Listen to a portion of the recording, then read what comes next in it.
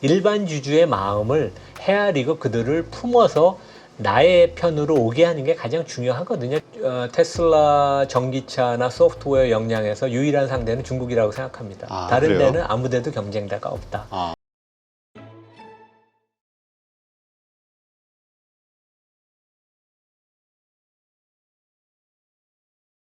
자, 이번엔 지배구조와 관련해서 좀 질문을 드릴 텐데요. 지금 금융감독원 이제 국감이 있는데 거기에서 이제 핵심 이슈로 그 기업들의 지배구조가 이제 떠오르지 않겠냐. 이게 지금 가장 논쟁거리가 되지 않겠냐. 이런 이야기들이 좀 나오고 있어요. 뭐 특별한 이유가 있을까요? 그러니까 뭐 제가 이제 거버넌스, 한국기업 거버넌스 포럼이라는 이제 그 사단법인의 이제 회장을 지금 이제 맡고 있어서 저희도 이제 어떠한 지배구조, 거버넌스 이슈가 있으면 특히 자본시장 관점에서 뭐 논평도 내고 저희 이제 세미나도 하고 그래서 최근에는 이제 많은 기업들이 또 이제 저희 주목을 하고 있습니다. 정부 당국에서도 이제 저희 목소리를 뭐 나름대로 한국의 제일 전문가들이 변호사들과 이제 금융인들 모여서 학자랑 목소리를 내니까 그래서 최근에 보면 그런 좀 기류가 있었던 것 같아요. 그러니까 기업들이 이게 이제 상법 개정이 돼서 이사의 충실 의무가 도입이 되면 빨리 뭔가 좀 일을 벌이면 빨리 해치워야지. 그래갖고 7월 달에 뭐 두산, 한화, 뭐 SK가 이제 급하게 했던 것 같고요. 근데 그들 기업 중에 한 군데 또 사장이 저한테 그런 얘기 했습니다. 자기네 빨리 이거 해야 된다고. 그러니까 이제 어떻게 보면 해프닝이죠, 되게. 뭐 이제 상법 개정이라는 것은 이제 이번에 국회에서 뭐 아마 노민의가 많이 될 텐데 저희도 개정되길 희망하지만 또 넘어야 될 산들도 많고 그러는데 기업들은 세상이 많이 바뀌었다. 자본시장을 좀 다른 눈으로 봐야 된다는 건 알지만 또 그 구조본이나 비서실의 사장이나 임원들은 또 회장님한테 선물을 드려서 칭찬을 받으려는 그런 근데 이제 그게 문제는 일반 주주의 돈을 빼앗아 가는 경우가 되게 많거든요. 이제 두산이 명확히 두산 법캣이 완전히 이제 그런 케이스였고 그래서 이제 대기업들이 경쟁적으로 자기네 회장들이 국감에 증인으로 출석하지 않게 또 로비를 엄청나게 했고 이번에 이제 확정은 된 것 같아요. 네. 그래서 한화 같은데 이제 회장, 부회장이 나간다 그러고 뭐 이제 그래서 뭐 아무래도 이제 뭐 망신주기도 있지만 또 제대로 된 논의를 할 수도 좀 있다고 저는 생각을 해요. 그러면 좀 더 이렇게 2세나 3세들의 그 잘못된 인식을 또 바꿀 수 있는 기회도 되지 않나 생각도 합니다. 하긴 그렇게 망신 당하지 않기 위해서라도 뭔가 정답을 내놓으려는 노력을 좀 하기는 하겠죠. 네. 그러니까 뭐 가장 쉬운 것은 내가 자본 거래를 하든 무엇을 하든 나의 비즈니스 파트너인 일반 주주, 소수 주주, 뭐 김 무슨 주주, 이 무슨 주주한테 이게 어떠한 충격이나 피해를 줄까? 이제 그것만 생각하면 되거든요. 이제 그거에 대한 배려가 너무 없어서 이제 한국 시장이 지금 요즘 이제 이런 상태인데 하여간 국회 이번에 밸류업도 나왔고 그다음에 국회의원들이 공부를 최근에 되게 많이 했어요, 되게. 특히 야당 쪽 의원들이 공부 되게 많이 하고 이번 주에도 세미나가 2-3개 있습니다, 되게. 왜냐면 그동안 욕을 많이 먹었거든요. 그래서 금투세 관련해 저희도 가지고. 이제 뭐 그 아이디어도 제공하고 저희 포럼 회원분들이 이제 뭐 발제하는 경우도 있고 그래서 좀 더 제대로 된 토론을 해서 좀 더 뭔가 입법화도 되고 법제도도 개선되고 기업인들이 결국 마인드가 바뀌는 게 제일 중요하거든요. 그래서 조금의 기대는 하고 있습니다. 많은 기대는 안 하지만. 예. 네. 지금 지배구조 관련해 가지고 경영권 분쟁이 일어나고 있는 게 지금 고려아연이 있잖아요. 그렇죠. 이 고려아연이 이게 지금 주주들 입장에서는 좋을 것 같아요. 왜냐면 서로 막 경쟁적으로 하다 보면 주가는 계속 올라가고 뭐 패가 있으니까. 좋다고 속된 얘기로 그렇게 볼 수가 있습니다. 근데 이제 어쨌든 최종적으로 이걸 계속 들고 간다라는 관점에서 보면은 이것이 폭풍우가 지나고 난 다음에 다시 한번 이제 주가 하락이 있을 수도 있고 끝물에 사신 분들은 또 위험할 수도 있고 참 이거 어떻게 봐야 되는 겁니까? 그러니까 뭐 되게 지금 오늘 또 파이낸셜 타임스에 큰 기사가 났어요. 이 건으로 그만큼 그다음에 며칠 전에 월스트리트 저널이 커버할 정도로 전 세계에서 지금 주목하는 왜냐하면 고려아연이 시가총액이 14조 원이니까 꽤 크네요. 뭐 엄청 크고 그다음에 전 세계에서 비철금속 그 세계 1위인 회사니까 그래서 우리나라는 그러니까 원래 주식의 가치라는 것은 내가 기업의 이익을 받을 권리, 배당에 대한 권리 플러스 다른 주주로서의 권리가 이제 결합이 된 건데 그 뒷부분이 우리는 그동안 없었어요. 왜냐하면 내가 주권이 의결권이 있어도 그걸 행사해도 아무런 의미가 없었잖아요. 그렇죠. 근데 이제 그 다른 기타의 주주로서 권리가 이번에 이제 고려인 같은데 반영이 된 거고 저는 긍정적인 자본시장을 위해서는 되게 좋은 공개 매수랑 일련의 그 이후의 사태가 긍정적인 것이라고 봅니다. 왜냐하면 가장 큰 것은 일부러 주가를 낮게 방치를 했거나 네. 주가에 관심이 없던 경영인, 지배주주도 이게 우리가 공격을 아무 때나 누구한테나 당할 수 있구나. 특히 상법 개정이 되면 외국 그 펀드들이 많이 한국을 들어올 겁니다. 그래서 네. 이제 저희한테도 문의가 되게 많고 그래서 이게 이제 주가를 의도적으로 낮추거나 방치한 그 지배주주 경영인들이 그 경고 종이 울렸거든요. 그래서 이 사람들이 주가를 좀 더 제대로 적정 주가로 높은 주가로 유지하도록. 왜냐하면 경영인이라는 것은 가장 중요한 게 경영 성과를 내고 동시에 높은 주가 밸류에이션을 유지하도록 노력하는 게 그 사람의 임무예요. 그렇죠. 대부분 선진국에서는 그렇게 생각하는데 우리는 이익만 내지 후자에 대해서는 별로 관심이 없었거든요. 그런 면에서 자본시장에서 좋은 저는 그 사태라고 보고 뭐 오늘 고려아연이 반대 측면에 밸류업을 발표를 했고 그게 과연 그만큼 자금 조달이 되고 진정성이 있는지 저는 이제 좀 전에 이제 발표가 돼서 자세한 내용은 못 봤는데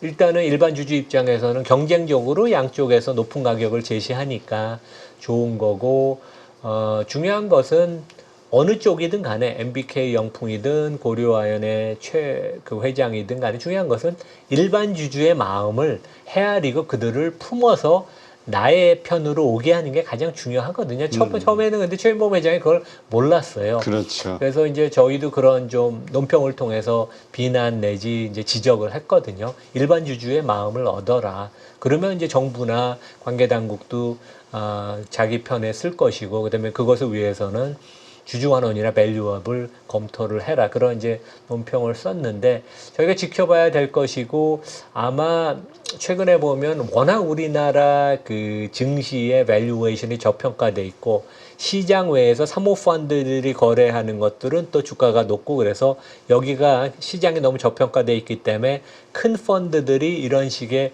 공개 매수를 많이 앞으로 할 수 있다는 그런 얘기들이 계속 나왔는데 이제 이번이 실현이 된 거고 물론 한국타이어 건도 연초에 있었지만 앞으로 이런 일들이 꽤 자주 종종 발생할 가능성도 있고 그것은 자본시장을 위해서 경영진은 항상 긴장을 해야 되거든요. 네. 매사에 긴장을 해야 되는데 우리는 경영권은 나한테 하늘이 내려준 권리여서 나는 이것은 내 것이라고 생각하는데 절대로 그렇지 않습니다. 경영진은 오히려 의무가 있고 권리는 주주만 있는 거거든요. 그래서 그런 면에 있어서 상당히 자본시장 발전을 위해서 아주 좋은 그 사태다. 흥미롭게 우리가 지켜봐야 되겠습니다. 네, 알겠습니다. 자, 이번엔 그 테슬라의 자율주행과 관련해서 어떻게 봐야 됩니까? FSD 뭐 판매 중국에서 뭐 이야기가 나오면서 상당히 앞서 나가고 있는 것처럼 느껴지긴 하는데 실질적인 상황은 어떻습니까? 제가 8월에 이제 미국에 한 달 가 있었고 이제 실리콘밸리에 있었는데 뭐 그 제가 감독하에 슈퍼바이스드 풀 셀프 드라이빙 자동차를 제가 타봤어요. 아, 그래요? 근데 그 경험이 진짜 아주 깜짝 놀랐습니다. 그래서 이미 미국은 쉽게 얘기하면 샌프란시스코에서 뉴욕 42가 아니면 뭐 록펠러 센터, 엠파이어 스테이트 빌딩을 찍으면 그냥 아무것도 운전자는 안 하고 혼자 알아서 다 갑니다. 스피드도 조절하고 차선도 바꾸고 좌회전 우회전 신호 읽고 혼자 다 가거든요.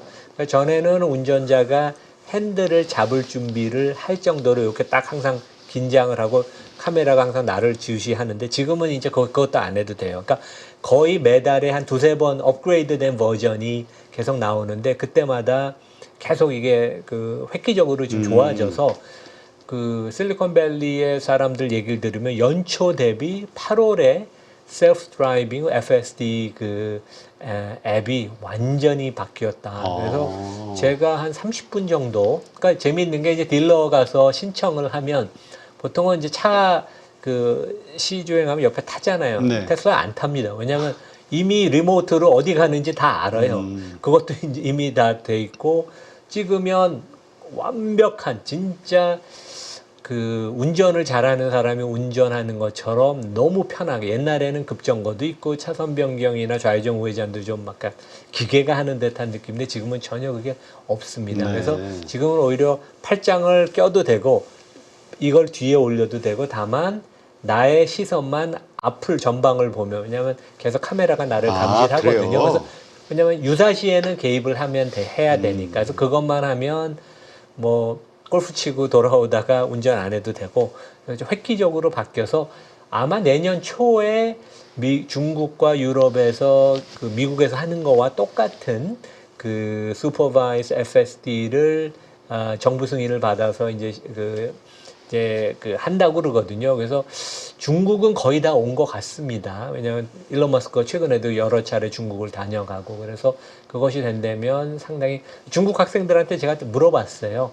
이런 것이나 일론 머스크에 대한 이미지가 어떠냐. 제가 이제 저희 학교의 중국 학생들은 일론 머스크에 대한 이미지 되게 좋고 새로운 그런 혁신적인 것을 중국 사람들이 좋아해서 꽤 많이 중국 사람들이 적극적으로 이제 구독 경제 모델이거든요. 미국에서 그렇죠. 한 달에 $99씩 내는데, 그래서 중국에서 보급이 많이 보급되면 이제 뭐 상당히 좋을 것 같고, 그 다음에 이제 10월 10일 날 로보택시 그렇죠. 시연이 있잖아요. 그래서 이제 제가 들어보니까 LA에서 이제 유니버설 스튜디오에서 하는데 엔지니어하고 이제 기술 전문가들이 이미 들어가서 설치를 했습니다. 그래서 그래요? 테스트를 24시간 일주일 내내 계속 지금 시운전을 시뮬레이션을 돌리고 그러고 있거든요. 그래서 상당히 자신감 있게 이번에 이벤트를 하는 것 같아서 주가가 아마 테슬라 주가가 오르는 게 이제 그런 것들이 미국에서는 또 전문가들끼리는 그런 소문이 다 나거든요, 되게. 그래서 그렇죠. 이제 그런 것들이 뒷받침이 돼서 주가가 한 $250, $60까지 이제 간 그런 모습이 아닌가 생각됩니다. 네. 자, 이러다 보면 이제 중국의 전기차 관련해서도 얘기 안 할 수 없는데 사실 전기차라는 측면에서 보면은 중국이 지금 세계에서 가장 많이 또 생산을 하면서 잡기는 했죠. 근데 이제 문제는 이 소프트웨어 역량은 어떨 것이냐, 이 자율주행과 관련해서도 어떻게 보세요? 그러니까 테슬라의 얘기를 들으면 테슬라 전기차나 소프트웨어 역량에서 유일한 상대는 중국이라고 생각합니다. 다른 그래요? 데는 아무 데도 경쟁자가 없다. 그만큼 테슬라도 중국의 역량을 인정해주고 되게 걱정도 한다고 해요. 그만큼 중국이 진짜 앞서 있고 우리는 약간 중국을 좀 낮게 보지만 전혀 그렇지 않습니다. 그리고 최근에는 미국의 가트너라는 IT 컨설팅 하는 데가 전 세계 자동차의 소프트웨어 능력, 그러니까 소프트웨어를 매출로 연결시킬 수 있는 그런 능력이 얼마큼 되느냐 해서 톱 10의 4개 업체가 중국 회사였어요. 1등이 테슬라, 2등이 리모터, 3등이 BYD였나? 하여간 2, 3등이 중국 업체였고요. 6등, 10등이 중국 업체였어요. 그래서 톱 10에서 미국 회사가 한 서너 개 됐고 테슬라 리비안 같은 데가 있었고 중국 업체가 4개. 그리고 보통 우리가 얘기하는 전통의 독일, 유럽, 일본의 강호. 일본은 완전 20위권 정도로 떨어져 있었고 현대기아차는 점수는 좀 개선이 됐지만 여전히 15등에 머무른. 그래서 우리가 어떻게 국내에서 생각하든 간에 테슬라가 보는 아니면 전 세계 전문가가 보는 전기차 미래 소프트웨어의 능력은 지금 테슬라와 중국의 양대 산맥으로 굳어졌습니다. 되게. 네, 그렇군요. 그거 보면은 참 중국 무서울 수밖에 없는 나라인 것 같아요. 반도체에서도 지금 그렇죠. 작업자족 한다고. 그렇죠. 네. 우리는 반도체 굴기 좀 무시하기는 하지만 여러 전문가들의 얘기 들어보면은 나중에 상당히 위협이 될 것이다라는 의견들이 많긴 하더라고요. 그러니까 미국이 누르면 누를수록 공급망에서 배제를 하면 할수록 더 독립적으로. 그러니까 이제 그런 얘기도 있어요. 제가 이제 아는 분이 중국 출신, 메인랜드 본토 출신이고 이제 미국으로 이민을 한 40년에 가서 요즘은 중국 가서 일을 하시는데 AI 회사를 최근에 창업을 했는데 그 본인은 60세쯤 됐고 자기보다 한 대여섯 살 많은 형님들하고 같이 창업을 했는데 그 중에 한 분은 마이크로소프트 전 세계에서 한 10위 정도에 들 정도로 랭크가 높았던 대단한 그 석학인데 이 그 두 분 65세 형님이 이제 사장이면서 코딩을 해요. 아, 하루에 그래요? 18시간씩 한답니다. 그래요? 할아버님들이. 그래서 이제 제가 아는 지인이 관리총괄 대표인데 임원 내부 회의를 토요일 날 밤 10시에 한답니다. 아. 이 코딩하는 할아버님들이 바빠서 우리는 임원 회의를 토요일 날 밤 10시에 하자. 그 정도로 집요하게 붙는데 아까 이제 저희 삼성전자 얘기도 했지만 경쟁이 안 되는 거예요, 되게. 그러니까 이런 면에 있어서 우리가 중국을 낮게 평가하면 절대로 안 된다. 예, 좀 그런 말씀을 드리겠습니다. 네, 알겠습니다. 물론 이제 중국 회사들이 반칙도 하고 그렇죠. 게임을 안 하는 경우도 있지만 그러니까 결과가 또 나오니까 자본시장에서는 결과가 더 중요하니까. 그렇죠.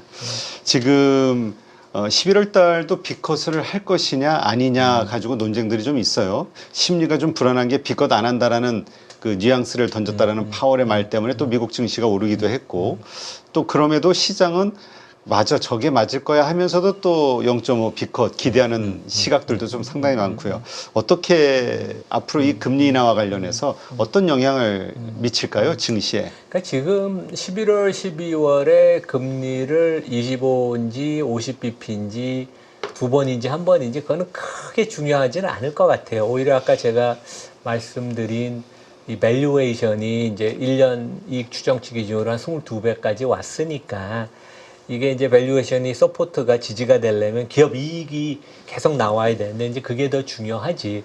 근데 이제 왜 그러냐면 그 지난달 그 연준이 회의를 하고 나서 더트 플롯 그 차트를 공개할 때 최소한 기준금리 기준으로는 내년까지 지금 상태에서 보면 4% 초반대까지 금리를 낮추겠다.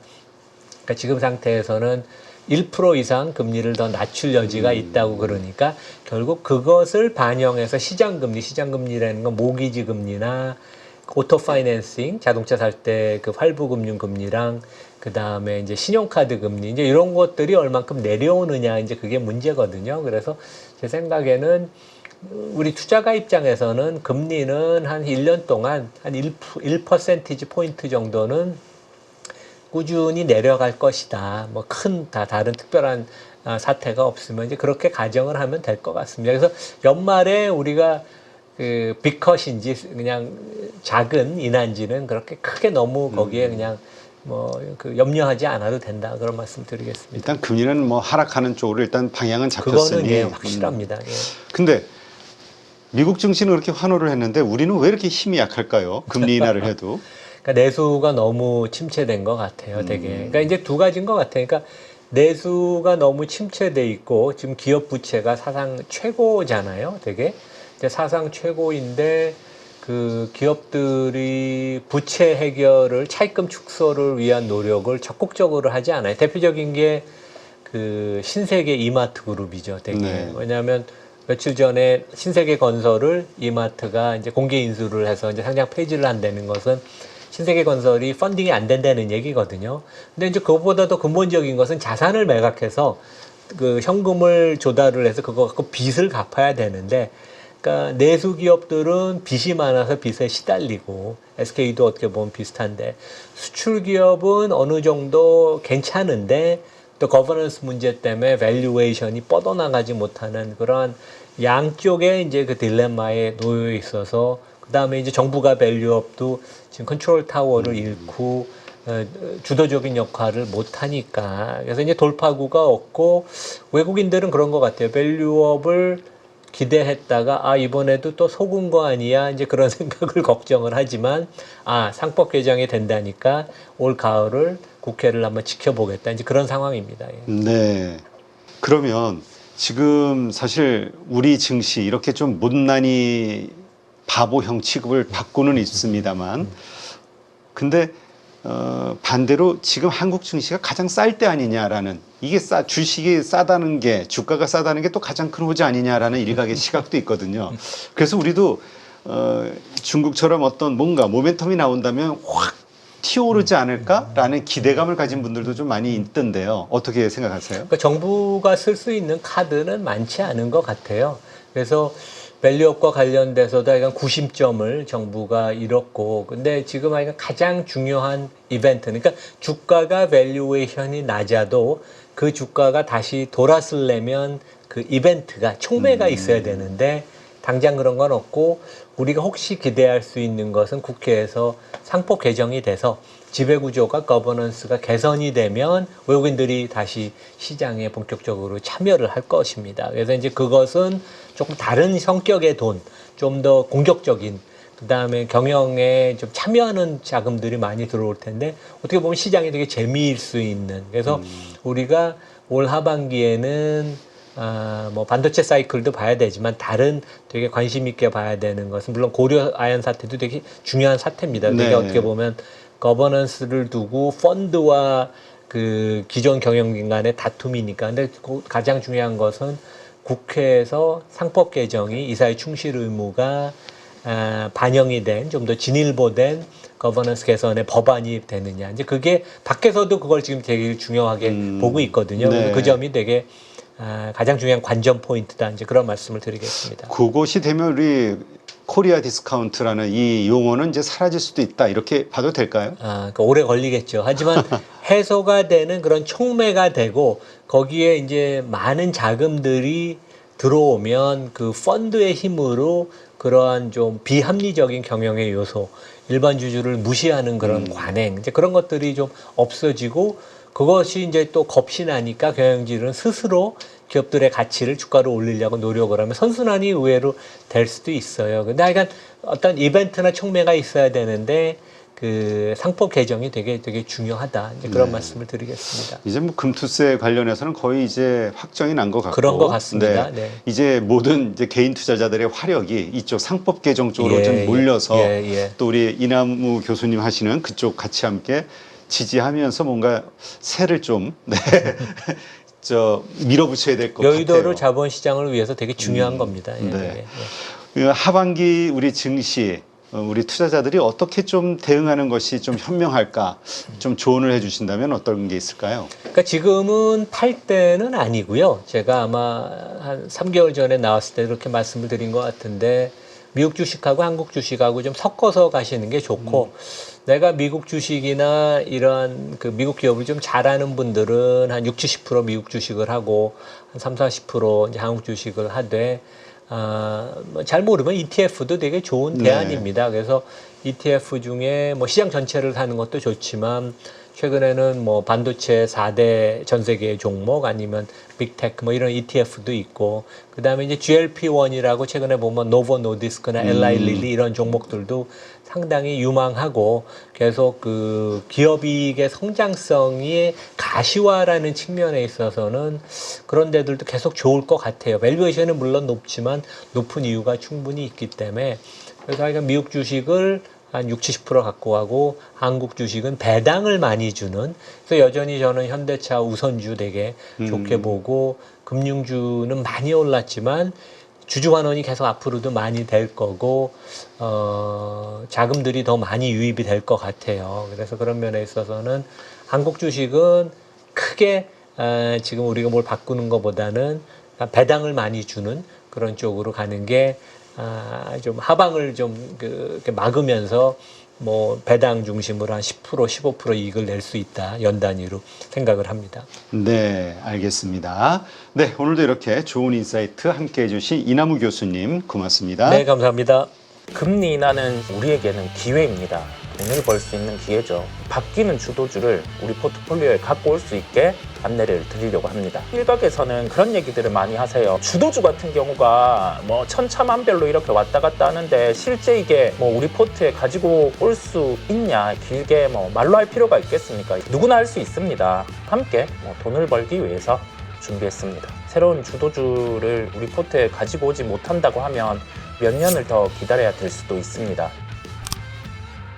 돈을 벌기 위해서 필요한 기초 VOD 강의를 진행을 할 거고요. 최근에 시장 변동성이 큽니다. 그 안에서 오늘의 전략이 내일의 전략이 바뀌는 경우가 많기 때문에 주 2회 라이브를 통해서 지금 변화되는 시장에서 바로 수익을 볼 수 있게 진행을 할 예정이고요. 여태까지 제가 보여줬던 결과물이 담겨있기 때문에 후회하지 않으실 거고 저와 함께라면 충분히 가능하다는 말씀을 드립니다.